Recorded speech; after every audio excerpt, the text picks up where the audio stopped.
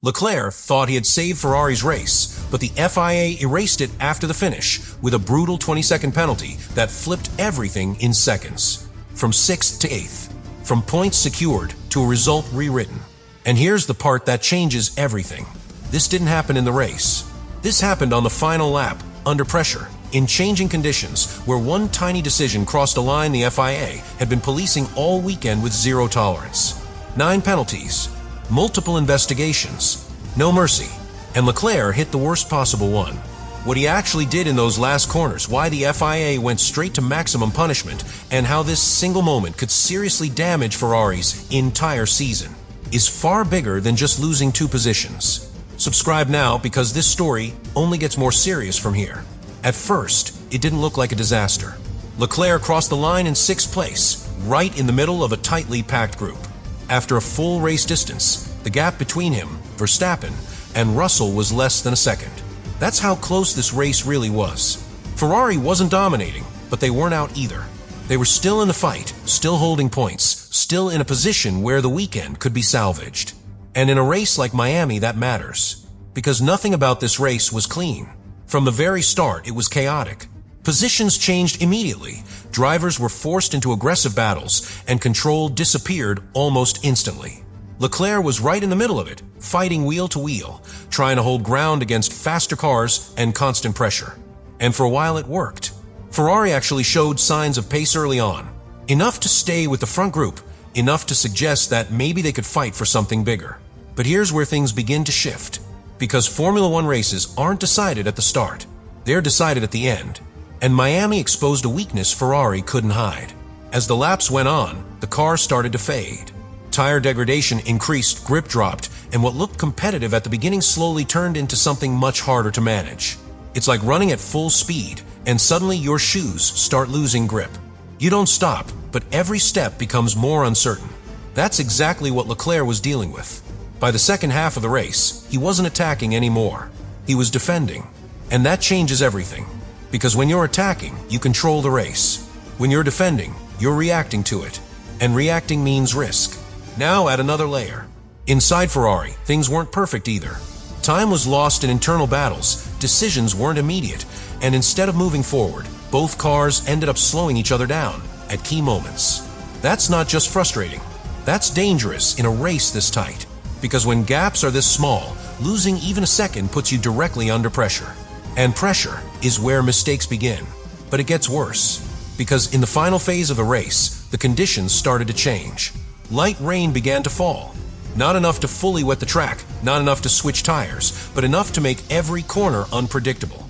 Grip dropped, confidence dropped, and suddenly, every driver had to make a choice. Play it safe or push through it. Leclerc stayed right on the edge. Not over it, not yet, but close enough that the next decision, the final one, would change everything. And this is where everything starts to fall apart, because the final phase of the race wasn't about speed anymore. It was about pressure. Leclerc is holding position. Tires are worn, the car is sliding more, and the track is starting to lose grip with that light rain settling in. Not enough to fully change strategy, but enough to make every corner feel uncertain.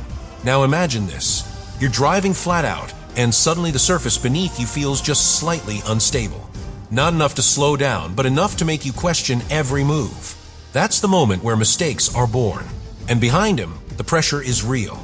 Cars are close. Gaps are minimal. One small mistake, one slightly bad exit, and the position is gone. So what do? You push. You brake later. You carry more speed.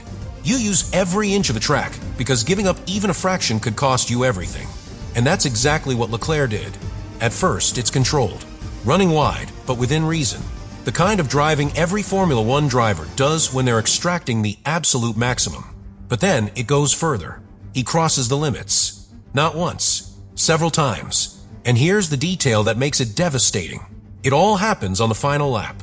No time to react. No time to fix it. No time for Ferrari to tell him to give the position back. The race ends, and from Leclerc's perspective, he's done enough. But from the FIA's perspective, the race isn't over yet. Because while drivers are cooling down, the stewards are analyzing everything.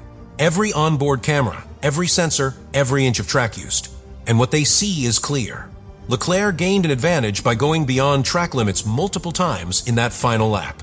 Now here's why that matters more than it sounds. Track limits aren't just about staying inside white lines. They're about fairness. If you go beyond them and carry more speed, even slightly, you're effectively taking a faster route than everyone else. And in a race where positions are decided by tenths, that advantage is enough.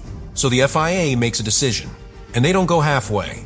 They apply a drive-through penalty, but because the race is already finished, it gets converted into 20 seconds added to his final race time. And that's brutal, because a drive-through isn't a light punishment.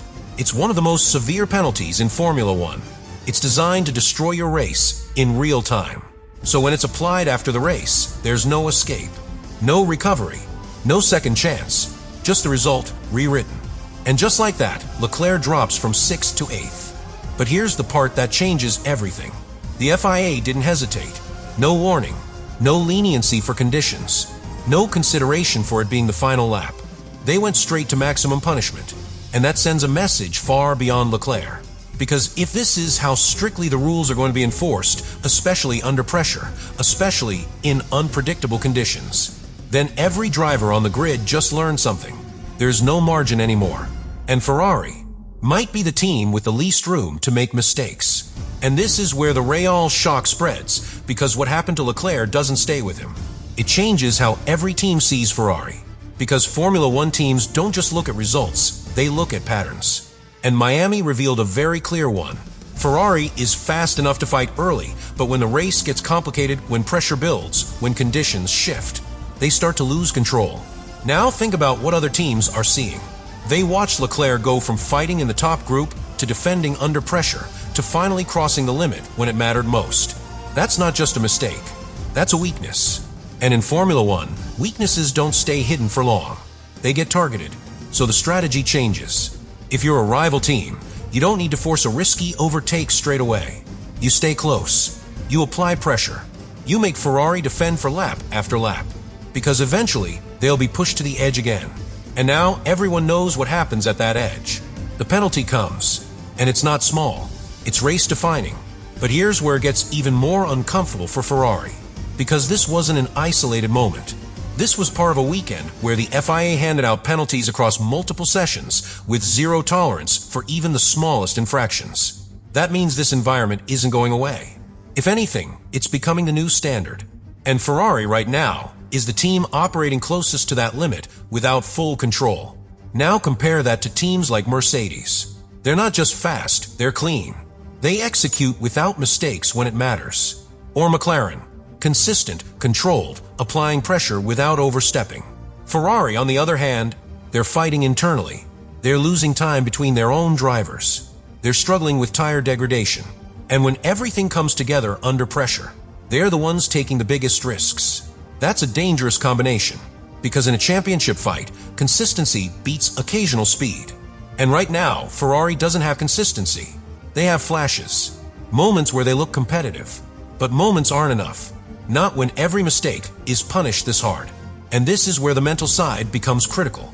Because Leclerc now carries this with him. Every late race battle, every defensive move, every moment where he has to decide how far he can go. Miami is there. That final lap, that penalty, that loss.